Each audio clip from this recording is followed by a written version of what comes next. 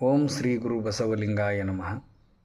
ಎಲ್ಲರಿಗೂ ಶರಣಾರ್ಥಿಗಳು. ಈ ವಿಡಿಯೋ ಮಾಡ್ಬೇಕಂತಂದ್ರೆ ಕಾರಣ ಏನಂತಂದ್ರೆ, ನಿನ್ನೆ ರವಿವಾರ ದಿನಾಂಕ 24/5/2026 ಸವದತ್ತಿ ತಾಲೂಕಿನ ಮಲ್ಲೂರು ಗ್ರಾಮದ ಅನುಭವ ಮಂಟಪದಲ್ಲಿ ಇತ್ತೀಚೆಗೆ ನಿಧನರಾದ ಸವದತ್ತಿ ತಾಲೂಕಿನ ಮುರುಗೋಡು ಗ್ರಾಮದ ಶರಣ ಮಹದೇವಪ್ಪ ವಾಲಿಯವರಿಗೆ ನುಡಿ ನಮನ ಕಾರ್ಯಕ್ರಮವನ್ನು ಆಯೋಜಿಸಲಾಗಿತ್ತು.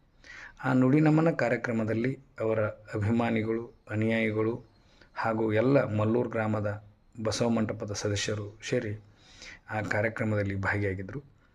ಅಲ್ಲಿ ಭಾಗಿಯಾಗಿರ್ತಕ್ಕಂಥ ಅತಿಥಿ ಮಹೋದಯರು ಮಹದೇವಪ್ಪ ವಾಲಿಯವರು ಮಾಡಿದ ಸೇವಾ ಕಾರ್ಯಕ್ರಮಗಳನ್ನು ಮತ್ತು ಅವರ ಸಮಾಜಮುಖಿಯಾಗಿ ದುಡಿಮೆಯನ್ನು ಬಹಳಷ್ಟು ಕೊಂಡಾಡಿದರು. ಅವರಿಗಿರ್ತಕ್ಕಂಥ ಶರಣ ಸಂಸ್ಕೃತಿಯ ಒಂದು ಆಸಕ್ತಿಯ ಬಗ್ಗೆ, ಅವರು ಅದರ ಪ್ರಚಾರ ಮಾಡಿದ್ರ ಬಗ್ಗೆ ಬಹಳಷ್ಟು ವಿಷಯಗಳನ್ನು ತಿಳಿಸಿಕೊಟ್ರು. ಅದರ ಜೊತೆಗೆ ಅಲ್ಲೇ ಅವ್ರ ಮನೆಗೆ ಯಾರೋ ಹೋದರೂ ಕೂಡ ಅವರಿಗೆ ಬಹಳಷ್ಟು ಅತಿಥಿ ಸತ್ಕಾರವನ್ನು ಮಾಡ್ತಿದ್ದರು. ಯಾರೇ ಒಳ್ಳೆಯ ಕೆಲಸವನ್ನು ಮಾಡ್ತಿದ್ರು ಅಂದ್ರೆ ಅವರಿಗೆ ಕೈ ಬಿಚ್ಚಿ ದಾಸೋಹವನ್ನು ಕೊಡ್ತಿದ್ರು ಅನ್ನುವಂಥ ವಿಚಾರ ತಿಳಿದು ಬಂತು. ಇಂಥ ಕಾರ್ಯಕ್ರಮಗಳು ಮಾಡೋದರಿಂದ ಅಲ್ಲಿ ಸೇರಿರ್ತಕ್ಕಂಥ ಸಾಮಾನ್ಯ ಜನರಿಗೆ ಇದೊಂದು ಪ್ರೇರಣೆ ಮತ್ತು ಮಾರ್ಗದರ್ಶನ ಆಗ್ತದೆ ಅನ್ನೋದು ನನಗೆ ಗೊತ್ತಾಯ್ತು.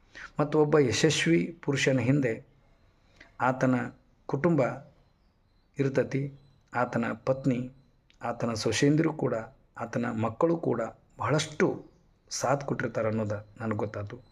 ಆದ್ದರಿಂದ ನಾವು ಸಮಾಜಮುಖಿಯಾಗಿ ಕೆಲಸ ಮಾಡಬೇಕಾಗಿತ್ತಂತಂದ್ರೆ, ಅದಕ್ಕೆ ಕುಟುಂಬದ ಸಹಾಯ ಸಹಕಾರ ಇತ್ತಂತಂದ್ರೆ ಆ ವ್ಯಕ್ತಿ ಇನ್ನಷ್ಟು ಎತ್ತರಕ್ಕೆ ಹೋಗಿ ಕೆಲಸವನ್ನು ಮಾಡ್ಬೋದು.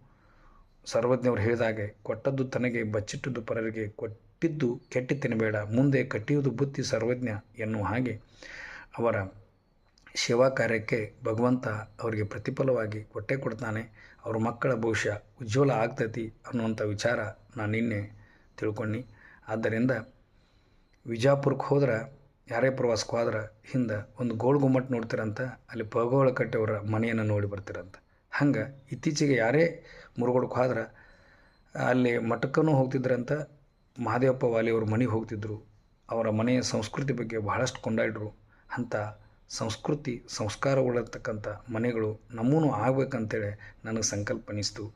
ಅದಕ್ಕೆ ಇಂಥ ವಿಚಾರವನ್ನು ತಮ್ಮ ಮುಂದೆ ಹಂಚಿಕೊಳ್ಬೇಕು ನನಗೆ ಭಾಳ ಖುಷಿ ಆಯಿತು. ಎಲ್ಲರಿಗೂ ಶರಣಾರ್ಥಿ.